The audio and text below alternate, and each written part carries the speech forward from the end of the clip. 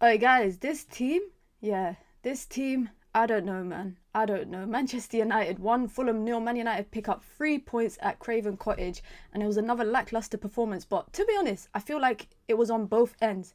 Fulham were not good today. They weren't. Manchester United equally were not any better, especially in front of goal. One shot on target, which was the goal from Lisandro Martinez. But we got a lot to talk about, so make sure you guys hit the like button and be sure to subscribe. I'm gonna start with probably the biggest talking point after every Manchester United performance is the number 9 position for Manchester United. Now, Rasmus Hojlund, I don't know. He's not it. He's not it. Not a starter. That's it. He could be maybe a potential off the bench player, rotation player, but he cannot be the frontline option for Manchester United. Today, it was another performance where the ball just cannot stick to his feet. He has no close control with the ball at his feet, cannot hold the ball up, cannot get the ball out of his feet. And if he does, it's always heavy footed every single time. In the first half, guys, Manchester United's frontline three, they had won 3 out of 15 duels. They couldn't pass to each other, and Rasmus Hojlund couldn't hold the ball up. Now, equally with saying that, I feel like across the game, Man United were playing a lot of hoofball. I don't see what's the point of trying to play out from the back, especially with Onana, who's meant to be a ball-playing goalkeeper. What's the point of trying to play out from the back if you are just going to go long every single time? And the ball's being fizzed into the striker. He can't hold it up, cannot have any kind of close control of the ball. Always caught in two minds where, should I wrestle with the defender or should I just try keep possession? And 9 times out of 10, he just ends up wrestling with the defender. For the price tag that United bought him for, there was a stat during the game that he hasn't scored in 36 out of nearly 48 Premier League games. For a striker that has started a lot of games for Man United in the Premier League, that is a horrendous turnover. And on the topic of turnovers, as a result of his inability to kind of hold the ball up or even try to keep the ball in possession or try to play a good pass, Man United were turning over the ball so much in the first half. Honest, guys, I'm not blaming Rasmus Hojlund completely, but I'm convinced. I've seen enough of Rasmus Hojlund.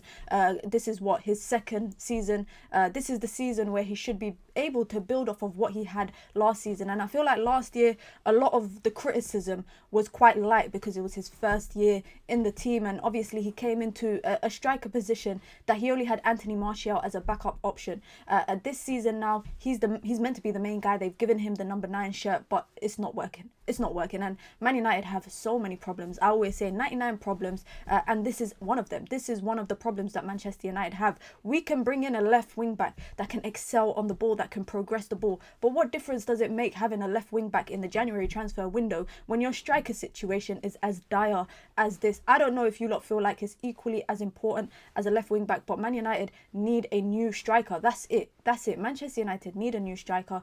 If Rasmus Hojlund is kind of demoted to being a backup option, so be it. At the end of the day, Manchester United's previous regimes had poor performances in transfer windows in terms of overspending for players that clearly should not have been brought for that price tag. Anthony now gone out on loan after being brought in for 100 million, and Rasmus Hojlund yet to convince once again, not just in front of goal, because like I said today, Man United did not have a lot of chances in front of goal, but sometimes as a striker, I feel like it's also equally as important what you do in build-up. I'm sick and tired of watching Rasmus Hojlund tackling, fighting, practically getting caught up in MMA fights with defenders every single game consistently. Manchester United looked a lot better, I think, holding the ball up when Joshua Zirkzee came on, equally with saying that it wasn't the most amazing performance today. Now, I have to give credit where credit is due, because I'm really happy to see Toby Collier getting the chances to be part of this team. A huge clearance off the line that was literally, I think, as decisive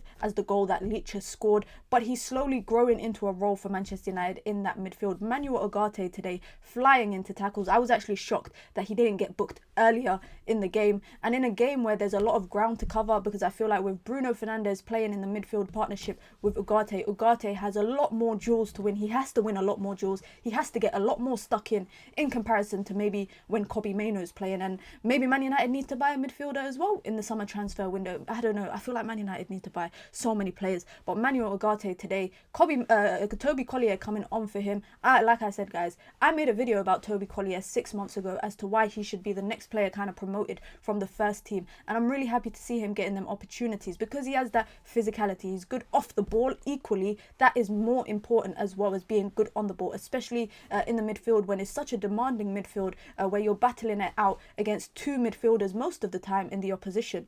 Kobbie Mainoo coming off the bench as well. And just quickly back to the topic of that front line, I feel like in the first half it was null. It was a null front line. Amad Diallo barely involved, Garnacho barely involved, and I feel like the frustrations of Hojlund's inability to hold up the ball, pass the ball off to maybe the inside players, that kind of contributed to the involvement or the lack of involvement from Amad and Garnacho. Now, honorary mention to Lenny Yoro. I'm probably thinking, that's so random, but I feel like Lenny Yoro came off of the bench for Matheus de Ligt and just slotted into that right-sided centre-back role and was covering a lot of ground. At some points, I feel like, especially in the first half, guys, before Yoro actually came on, Fulham were targeting Manchester United's right-hand channel. They had Iwobi Robinson, one of the best left-backs in the league this season, and they were targeting that side, trying to get balls into Jimenez, Jimenez making runs in between the centre-backs, and they were trying to find him, and that was exploited. I feel like when Yoro came on in the second half, he provided a lot more coverage on that right-hand side, which equally allowed Mazraoui to push up a lot more. Now, with saying that, I just know when I watch Mazraoui, who's been a good player this season, and especially when he came in, he was so immense. In this system, I think he's definitely more suited to playing as a right-sided centre-back. He doesn't have the athleticism to play as a wing-back.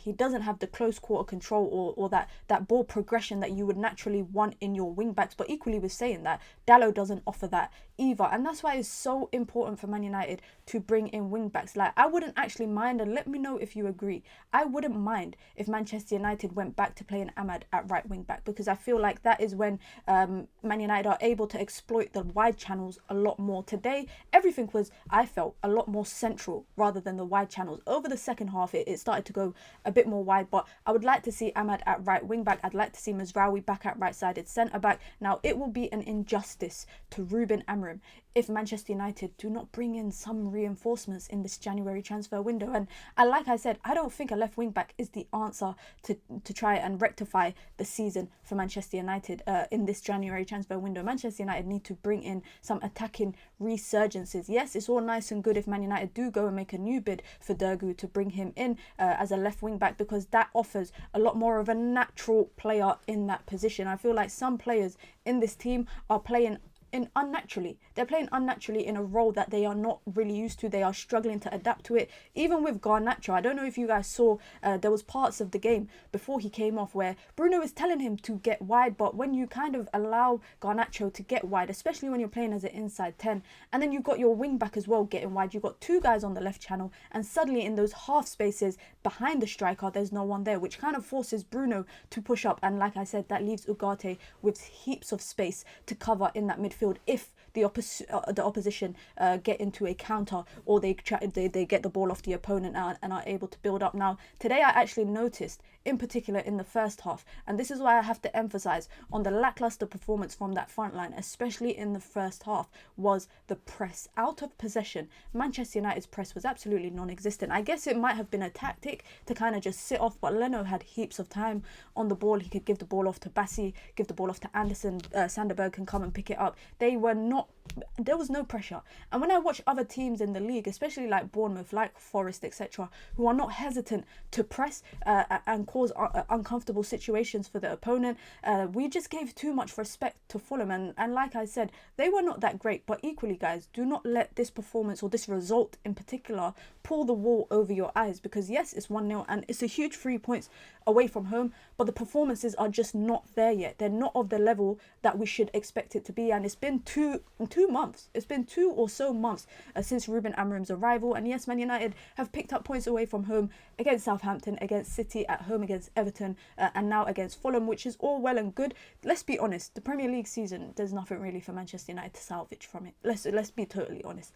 Top 4, top 6, top 7 European positions, I don't think there's much to salvage from it. It's all about for me at this point finishing in near enough to a respectful position. There's nothing respectful, by the way, of finishing in the bottom half, or maybe finishing 10th or 9th. But Manchester United's Premier League season now is just about putting points on the board and just trying to salvage some dignity. That's it. It's just dignity. But like I said, guys, don't let them pull the wool over your eyes. Yes, 3 points is huge, but the performances and the consistency in the performances are not there yet. Since Ruben Amorim has arrived, he's had 8 different starting back threes. There's no kind of consistency yet in the back three. We've seen today again a change in the midfield, Ugarte and Bruno. I do feel like in the pockets of space today, maybe Eriksen and Maino might have been good options in the 10. We saw Maino and Ahmad link up in the tight spaces for that goal that was disallowed for offside, but you saw little glimpses of that. Now, I feel like the biggest hindrance right now to the team and to the way that Manchester United are playing,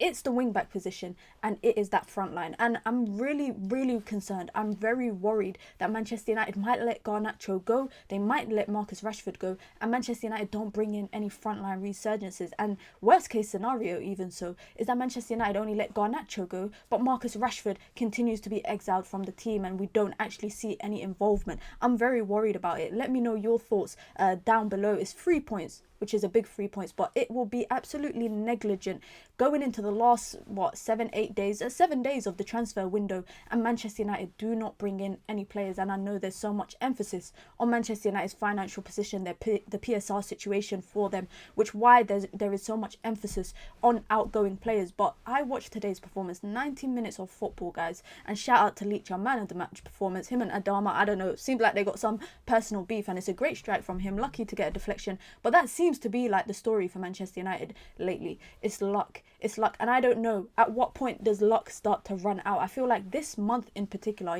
getting a point at Anfield, beating Arsenal in the FA Cup, coming back against Southampton, just about nicking it against Rangers, and today nicking it against Fulham. I'm worried that luck might start to run out, and that is very concerning. But let me know your thoughts down below, guys. Be sure to hit the like button, be sure to subscribe. 3 points is a big 3 points, but man oh man, Manchester United got 99 problems, and it's going to give me high blood pressure.